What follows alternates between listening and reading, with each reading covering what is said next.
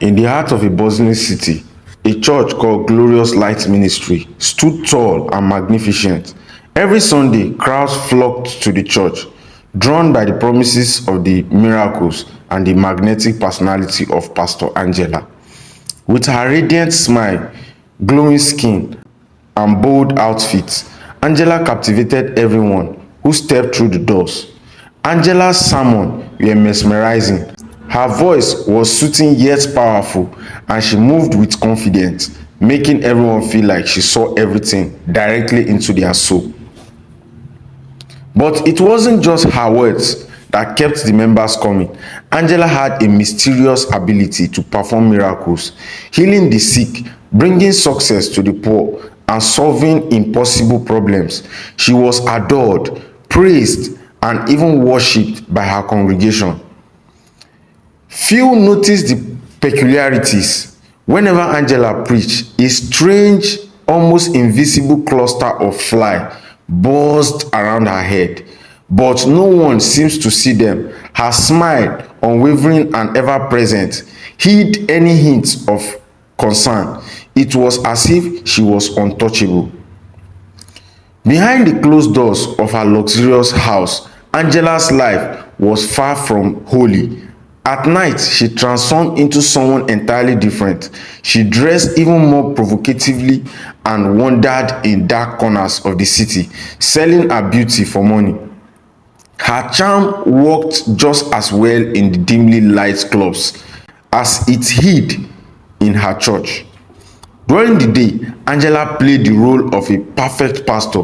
She collected large sums of money from her church members, promising to take their problems to God. She often led them to a sacred river on the outskirts of the city, where she performed cleansing ritual. The members believed they were being freed from curses, but in reality, Angela was taking away their blessings.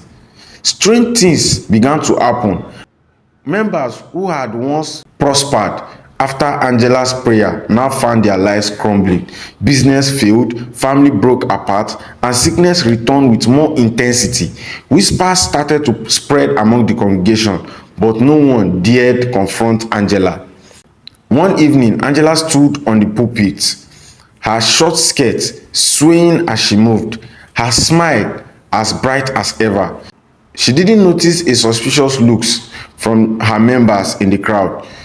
That night, a small group decided to investigate her further. They followed her to the river and watched from the shadows. What they saw left them trembling. Angela stood by the river, chanting in a language no one understood.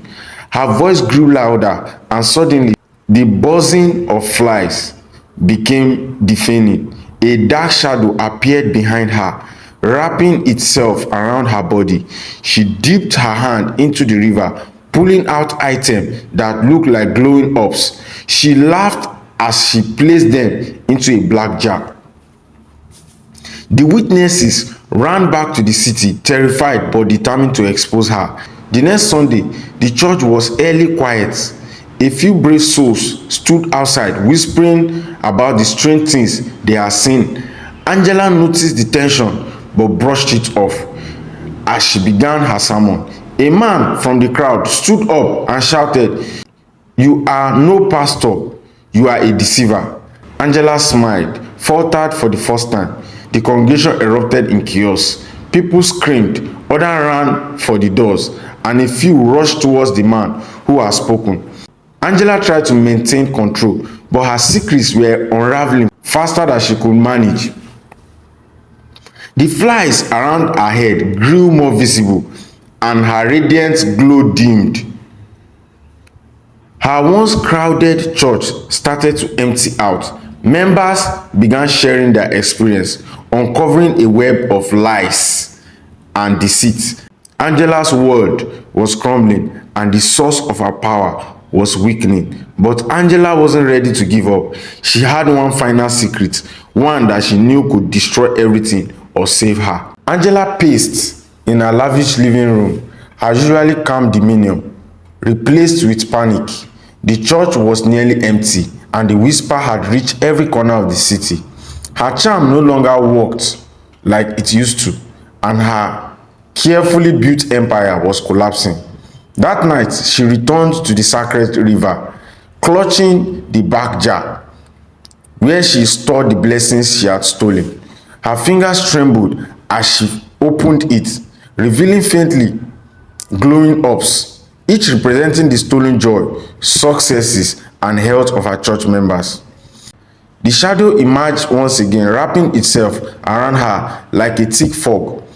A deep, guttural voice echoed from within. "You are losing control, Angela. They are turning against you." "I need more time," Angela snapped, her voice trembling. "I can fix this. I can bring them back." "You are running out of power," the shadow hissed. "They see the truth. Without their faith, you are nothing." Angela's heart raced. She thought of her childhood, how she had grown up in poverty, desperate for a way out. She had made a deal with the shadows, trading her soul for beauty and influence. At first, it seems like a fair bargain, but now she was trapped, desperate to escape the darkness that consumed her. The next morning, Angela tried to reclaim her authority. She stood on the pulpit, her usual seductive smile plastered on her face, but it didn't reach her eyes. The few members who had stayed watched her with suspicion, their faith shaking. "I know some of you have been misled by lies," Angela began, her voice steady but cold. "The devil is trying to divide us, but we are stronger together. The church is blessed, and I am here to lead you to salvation." A woman stood up, her face pale but determined. "Salvation?" she said, her voice trembling. "You took my daughter to the river, and now she's sicker than ever. You promised healing, but you brought us nothing but pain." Angela's smile faltered. Before she could respond, others began to speak up, each sharing their own story of betrayal and loss. The tension in the room was suffocating. Suddenly, the lights flickered, and the buzzing of flies filled the air. Angela's body stiffened as the shadow appeared, barely invisible but unmistakable. Gasps echoed through the room as the members finally saw what had been hidden for so long. "She is possessed," someone screamed. "No," Angela said, her voice rising in desperation. "I am not your enemy. I have given you miracles." But the congregation wasn't listening. People began to leave, their anger and fear palpable. Angela stumbled back into her office, slamming the door shut. Her reflection in the mirror was no longer beautiful. Her eyes were hollow, and her skin has lost its glow. The shadow loomed behind her, laughing. "You cannot escape me, Angela," it said. "You are mine." Angela clenched her fists. She refused to lose everything. There had to be a way to regain control, to keep her power without losing herself entirely. But deep down, she knew the truth. The shadow wasn't her only enemy. Her greatest threat was the people she had deceived, and they were no longer afraid of her. Somewhere in the city, a small group of former church members gathered, determined to take Angela down for good. They had discovered something, a secret about the sacred river and the origin of Angela's power. They knew it was dangerous, but they were willing to risk everything to end her reign of terror. Angela didn't know it yet, but the battle for her soul and her life was just the beginning. That night, Angela sat in her dimly lit office, her mind racing. The shadow voice echoed in her head, reminding her of her failures. She poured herself a glass of wine, hoping to calm her nerves, but the unease wouldn't leave her. She couldn't shake the feelings that someone or something was coming from her. Far across town, the group of former church members gathered in an abandoned building. They had spent weeks investigating Angela's ritual and the strange occurrences around the sacred river. Among them was Daniel, a young man whose life had been shattered after Angela's supposed blessing ruined his business. "I found something," Daniel said, spreading out old books and photographs on the table. "The river is no ordinary place. It's been used for centuries by those seeking dark powers. But there is a catch. The power only lasts as long as people believe in the one wielding it. So if we make people stop believing in Angela, she will lose everything. Asked Grace, the woman whose daughter had fallen ill. Yes, Daniel confirmed. But there is more. The shadow she's tied to, it can't survive without a host. If we sever her connection, the shadow will turn on her. The group exchanged uneasy glances. They knew confronting Angela directly would be dangerous. The shadow wasn't just a presence, it was a force that could destroy them if they weren't careful. We have to do this together, Daniel said firmly. For everyone, she is hot. Back at the church, Angela paced her office, staring at the black jar on her desk. The orbs inside glowed faintly, a reminder of the power she still held. But she knew it wasn't enough. The shadow had warned her that her grip was slipping. She decided to perform one last ritual, a desperate attempt to regain control. She left the church under the cover of darkness, the black jar clutched tightly in her hands. At the sacred river, Angela knelt by the water, chanting the ancient words the shadow had taught her. The air grew cold and the water rippled unnaturally. She opened the jar, releasing the stolen blessing into the river, hoping to strengthen her connection to the shadow. Unbeknownst known to her, Daniel and the group were watching from the trees. They had followed her, determined to stop whatever she was planning. As Angela finished the ritual, the shadow emerged, larger and more menacing than ever. It circled her, its voice booming. "You are losing your followers, Angela. You are weak." "No," Angela shouted. "I've done everything you asked. Give me more powers." The shadow laughed darkly. "Power comes at a price, and you have nothing left to give." Daniel stepped forward, holding a small vial filled with water from the sacred river. He had learned that it could weaken the shadow. With a deep breath, he hurled the vial into the air, shattering it near Angela and the shadow. The shadow recoiled, its form flickering. Angela screamed as the dark fog around her began to dissipate. "What are you doing?" she cried, her voice breaking. "You've taken enough from us," Daniel said, his voice steady. "This ends now." The rest of the group joined him, chanting prayers and throwing more veils at the river water. The shadow writhed in agony, its grip on Angela weakening. But as the shadow began to fade, it turned its attention to the group. "You think you can stop me?" it hissed. "I'll destroy you all." The ground beneath them shook and the river roared with unnatural force. Angela, now free from the shadow's hold, fell to her knees, gasping for air. "I didn't mean for this to happen," she whispered, tears streaming down her face. Daniel approached her cautiously.